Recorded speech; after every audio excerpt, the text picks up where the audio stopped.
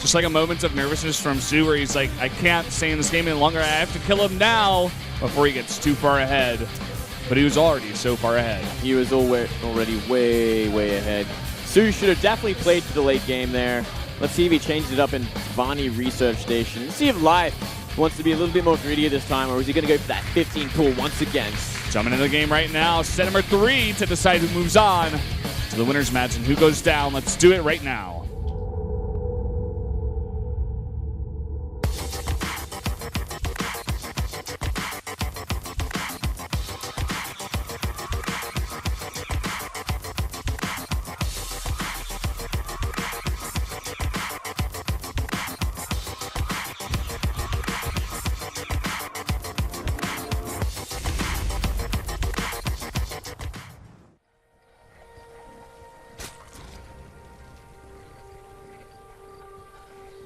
Down here in the south of KT Rolster, the blue Zerg, he's Life.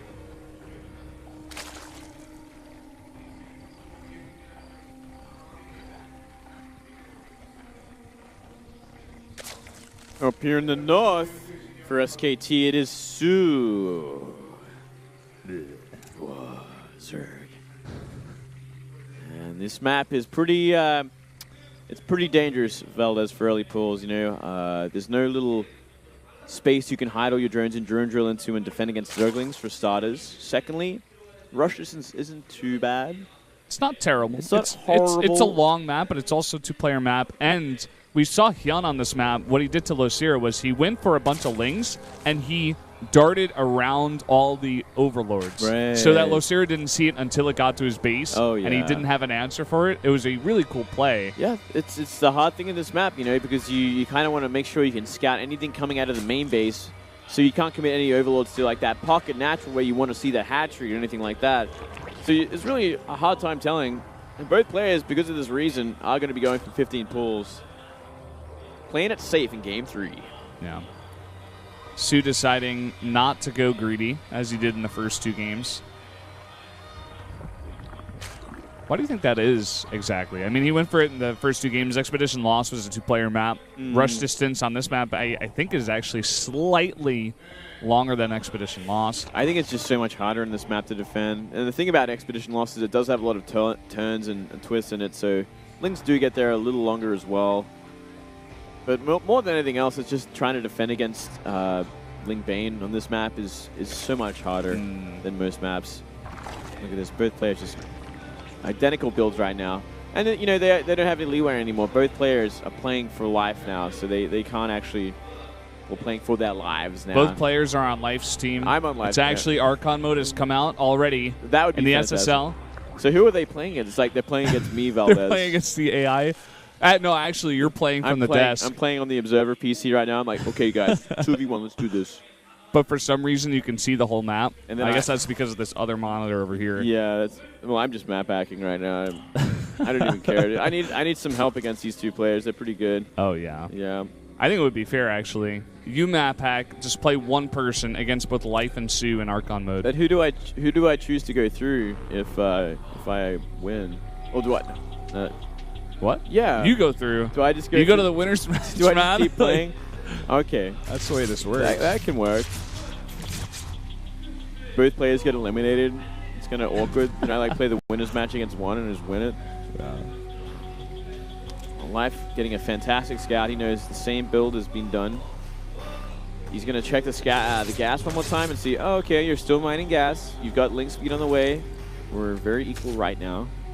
Life actually pulling one of his drones out of gas, you know, just to be a little bit more greedy. I like that. You also saw that soO actually pulled out 2, but then once the Ling left, he put both 2 back in. And he drops a Baneling Nest. All right, this could get dangerous for Life. Life's going to have to try and identify this at some point. Oh, he's going to have to make his own Baneling Nest, and he does just a little bit later, a fraction later.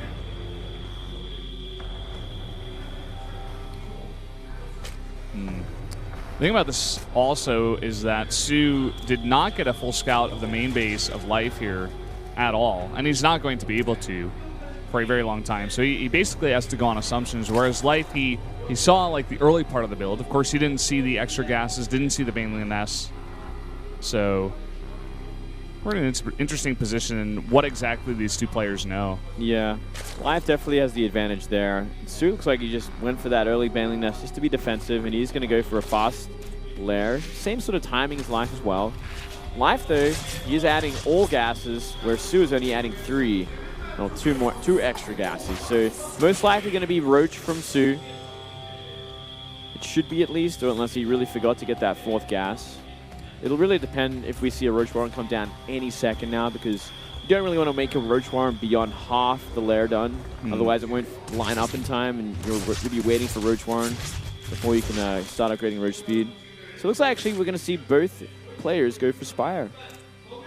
Wow. Just Light's going to have a bit of an advantage.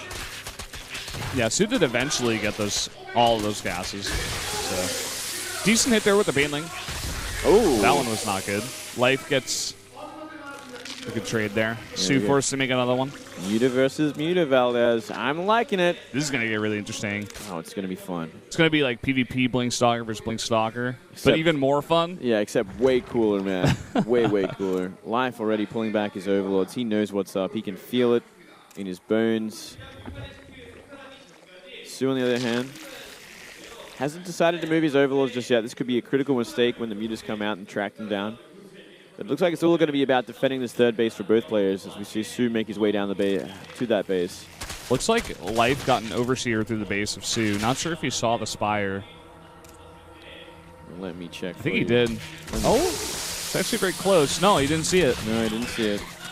Oh, really nice hit there from soO's baneling. That's a game changer right there. More links coming out there, and oh, big mistake from Life once again. He's gonna have to start microing like a champion here. That one bane is gonna cause a lot of problems. He's having trouble with this. Actually, soO doing a very nice job defending his one baneling. Now Life has 3 banelings left over. He's chasing all the other lings back. Should be okay from here. There we go. Mutas have begun for soO. Life not investing in any just yet. Oh, really nice trade there by soO onto that one baneling. Trying to get another one. More lings coming out here for Life, though. Should be able to defend this. But soO, I have to say, doing some really nice micro there. Yeah, looking fantastic. Now Life droning up that 3rd base. Actually droning it up much earlier than soO, which could be a problem for soO. And we do see 8 mutas on the way for Life.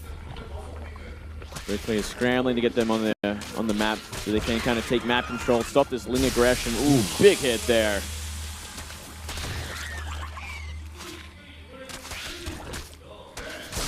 Ooh. It's so beautiful to just sit back and watch these 2 ultra high-level Kespazergs go at it. Oh, and it's Bane. so fun. Just like sit back. You're just waiting for watch. that big hit that's going to ruin everything there. Like, oh, one wrong move and you lost all your army.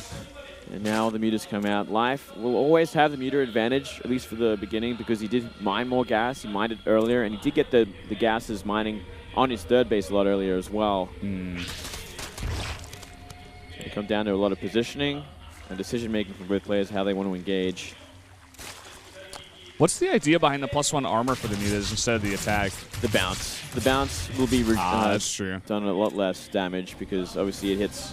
Essentially, each attack hits 3 times, right?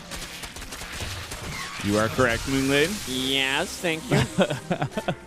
You do pass the quiz. Yeah. Very nicely done. So, yeah, it's always going to be armor. Usually, players will go for armor then attack because it ends quicker than +2 armor. But +2 armor is stronger than 1/1. It's just about if you can hold out till then, or if you want to hold out to then, how aggressive you're going to be, and what kind of position you are on the map. All these things come into play. Man, that's a lot of lings from soO. Life's going to be very careful of ling counterattacks. soO goes for the +1 attack, and so does Life. Yeah. It kind of makes sense. It's generally the more popular sort of style to do because you just get it out that much earlier. So if one player is going to go for a 1/1 timing and you're going for +2 armor, you could just die. soO trying to punish that backdoor base. There's one Spore. Spore says hello. And now Life's behind the mutas. This is a big move from Life. It's going to force the mutas out from soO. This could actually even be checkmate at this point. Life could even fight with that queen. And the reinforcements of Life are going to come by. soO trying to go for a big run by at the 3rd base, but as you were saying before, soO is going to lose this trade. Yep. And Muta versus Muta, hardcore. And this is the biggest problem right here. You can see attack move from the Mutas. It's always going to catch them. So if you're caught behind the Mutas, you could just lose your whole army. Yeah. And Life didn't even really lose anything at that third base. He had all of his Lings there to defend, and he's gotten such a huge advantage here in momentum. He's just going to go for it. Tons of Lings pouring across the map, fighting straight up here against Mutas and Queens. And I think Life will have enough to end this game and move on. Yep, he should indeed. Mutas are never going to be beaten again at this point. There's simply way too many. The Muta Ball cannot be defeated by anything except Infestors at this point and Spore Crawlers. Yeah, and there's no way you can transition into it while there's a huge flock of Mutas above his third base. The Doom Flock on top of the third base there. Everything's going to get wrecked. We are seeing a big counterattack with Lings. Not going to be enough, though.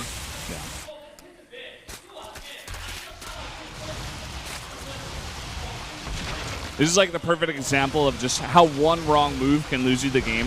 In ZVZ, man, it's always going to be that way. GG. Life will go on to the winners match. soO will fall down to the losers. Life one step closer to making it out of this group and into the round of 8. Out of one of the most dangerous groups you could be in, especially as Life, who seems to be faltering in just a little bit in ZVZ. Yeah, that's a huge win, man. I actually love the way you put it, because this is the best group out of the 4, and there's this much ZVZ and a Protoss. It's like literally as hard as it could be. It is. Maybe if it was like 2 Zs, 2 Ps, maybe that would be a little bit harder. Like throw Hero into this group. Yeah, no, that would get pretty messy as well. Unfortunate for soO there. He's still got another life left. He'll be waiting in that loser bracket to see who comes out of Biel and Trap. That should be a lot of fun. I can't wait to cast that one too, Valdez. Oh, yeah. Every single matchup out of these 4 players is really exciting. That's why I was just so excited to get into this matchup, man. Never a dull moment. Yeah. Great ZVZ. Yeah. Well, after an 8-minute break, guys, we're going to go into Biel versus Trap. Stay tuned. We'll be right back.